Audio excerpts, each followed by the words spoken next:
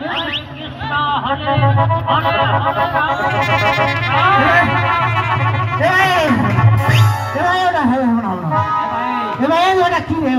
কোনো সমস্যা নাই। তোমার দেখা ভুল হয়ে গেছে বাবা। তার মানে ওই অষ্ট অলঙ্কারের গহনার হিলিতে গেছে তোমার চোখে। আমার তো চুল কামছে খামা দাঁড়াও তো।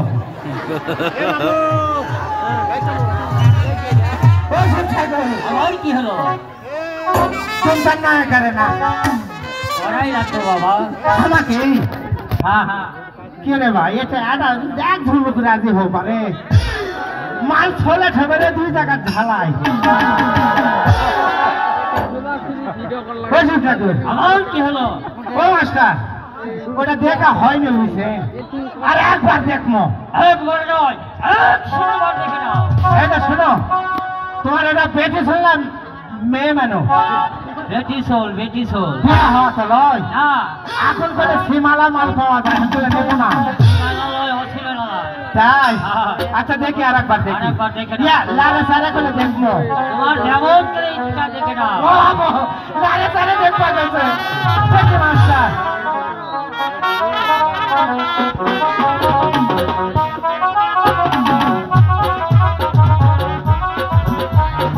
আস্তে এবার এই চাংরা তুমি নারী না মহিলা? মহিলা ইয়া আমি আর তোমার বিয়া ধরিছে বইছে তুমি ভালো আছে?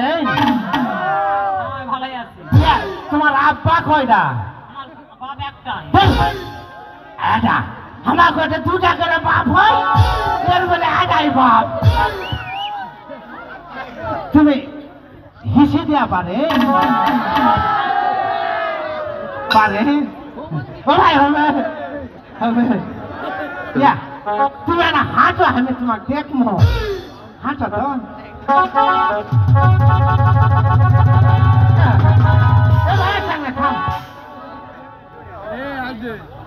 ও মার্শাল রাইডা হবে ভাই হবে পাতারের খের ব্যবহার দায়িত ভাই আর বাড়ির খের ব্যবহার দিকে পাতার হতে চিন্তা নাই করে না হবে শিব ঠাকুর বলেন চিন্তা নাই করে না হবে না। তবে দেখো বাবা শিবের কথা যদি অলঙ্কার করো তাহলে এই অভিশাপ করতে তোমাকে চিনে চিনে ও জানে তোমাকে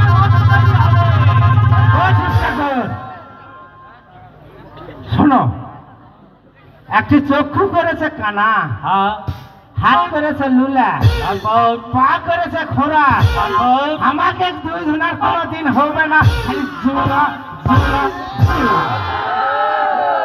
তবে দেখো বাবা তোমাদের জোড়া হবে শিবের কথা যে তোমাকে মানতেই হবে তুমি যতই চালাকি করো।